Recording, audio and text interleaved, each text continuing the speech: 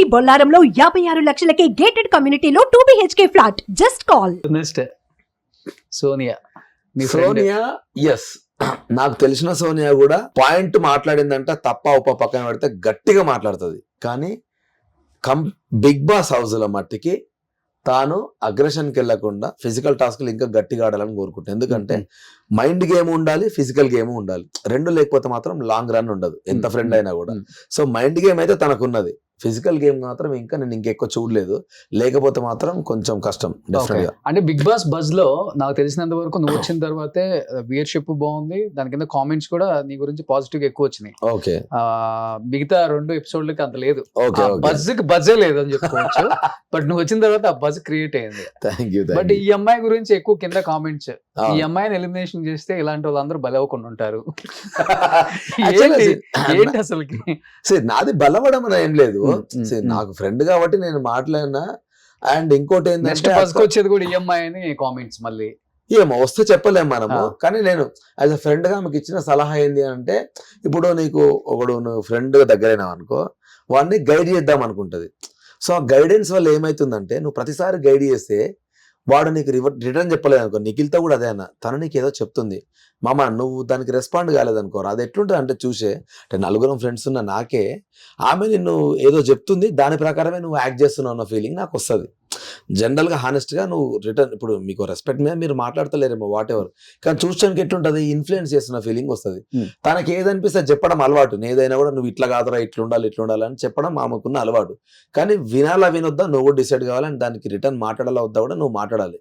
నువ్వు సైలెంట్ ఉండడం వల్ల మీరిద్దరు ఆమె ఏం చెప్తా చేస్తున్న ఫీలింగ్ వస్తుందరా నాకు అని చెప్పి నిఖిల్కి చెప్పిన, పృథ్వీకి, ఇంకా పృథ్వీ గురించి అయితే ఆమెకే చెప్పిన, నువ్వు ఊకే పృథ్వీని వెనకేసుకుంటారా అక్కడ, వాడు కూడా వానికి ఏం ఆడుకోవాలి, వాడేం చిన్నపిల్లడు. కానీ చాలాసార్లు సోనియాని కూడా అన్న నేను.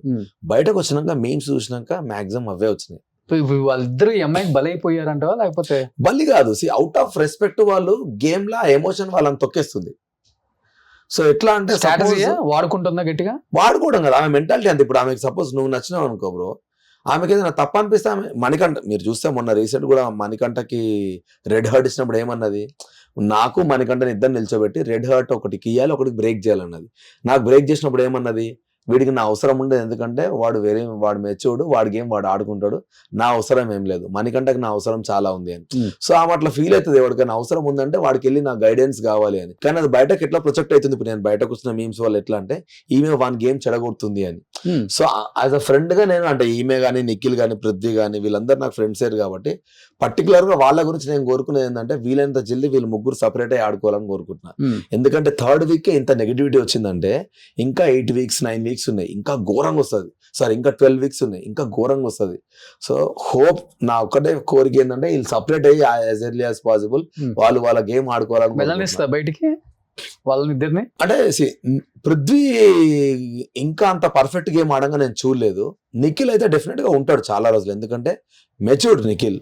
సో నిఖిల్ రియలైజ్ అవుతున్నాడు కూడా నేను నా గేమ్ ఆడుకోవాలి అని.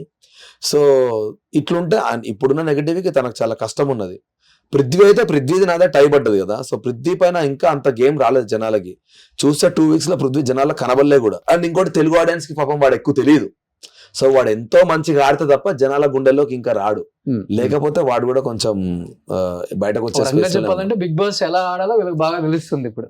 ఎగ్జాక్ట్లీ. ఇంకా అంటే బయటకు వస్తే ఓహో మనం తప్పన్నామని రియలైజ్ అవుతారు నాకు తెలిసి. సూపర్. నెక్స్ట్ పృథ్వీ ఆ నవ్వు ఉంది కదా, వాడు చాలా మంచోడు. గేమ్ లోకి వచ్చినాక వాడు పెద్ద సైక్ లాగా బిహేవ్ చేస్తాడు, వాడిని చూస్తేనే భయం అవుతుంది నాకు.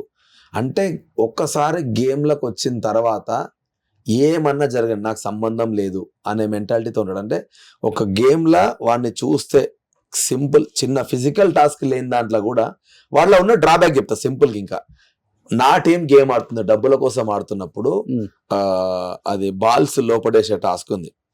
అంటే ఎంత బ్లైండ్గా వెళ్తాడంటే వాడు, ఫస్ట్ నా బుట్టిలో బెలూన్స్ వేయాలి అనేది ఫస్ట్ థింగ్, అది మర్చిపోయి నిఖిల్ ఖాన్ బెలూన్స్ ఉంది అనేసిండు. అంటే వాడు ఆడొద్దని ఇంటెన్షన్ వానికి ఉన్నది, కానీ నేను ఆడాలని ఇంటెన్షన్ లేదు. సో దానివల్ల ఆ గేమ్ ఓడిపోయాను. సో ఆ ఎమోషనల్ అంటే ఆ ఎగ్జాక్ట్లీ ఆ మైండ్ గేమ్ వాడికి రావట్లేదు. ఇంకా ఎంతసేపు నేను ఆడపోతే పక్కన ఆడొద్దని ఇంటెన్షన్ లో ఉన్నాడు. ఓకే, అది చాలా రాంగ్ వెళ్ళిపోతా ఉంటది, అట్లే వెళ్తుంది. అది ఒక్కటి కంట్రోల్ చేసుకుంటే వాడు చాలా స్ట్రాంగ్ అవుతాడు. నేను బయటకు వచ్చినప్పుడు వానికి అదే చెప్పిన, అగ్రెషన్ అనగానే అన్డౌటెడ్ గా 11 మంది నీ మీదే చేయి చూపిస్తున్నారు, ఆ చేతులు నీ మీదికి రాకూడదు, అదొక్కటి నువ్వు గుర్తుపెట్టుకుంటే నువ్వు మంచిగా ఆడతావు అని చెప్పిన. ఎందుకంటే యాజ్ అ పర్సన్ వాడు చాలా మంచోడు, వానికి చాలా ఓవర్ ప్యాంపరింగ్ ఉంది హౌస్ లో. అమ్మాయిలు అందరూ పృథ్వీ పృథ్వీ పృథ్వీ అంటా ఉంటారు. సో నువ్వు ఈ గేమ్ ఒక్కటి మంచిగా ఆడితే నీకు ఇంకా ఎందుకు అంత ఓవర్ ప్యాంపరింగ్? అది నాకు కూడా తెలియదు, నాకు కూడా అదే అర్థం కాదు. నువ్వే కదా నేను తిడతా ఉంటా కూడా. అసలు ఫస్ట్ సోనియాని విష్ణుప్రియని సీతు మిమ్మల్ని అనాలి, నువ్వు ఊకే ప్యాంపర్ అయ్యకండి వాడిని, ఏదో పెద్ద వాడు ఏదో చిన్నపిల్లడు అన్నట్టు అందరు గేమ్ ఆడడానికి వచ్చారు, మీరు ఎక్స్ట్రా చేయడం వల్ల వాడికి ఇంకెక్కువ గేమ్ అర్థమవుతుంది అని చాలా సార్లు తిట్టినా కూడా నేను వాళ్ళు. ఓకే,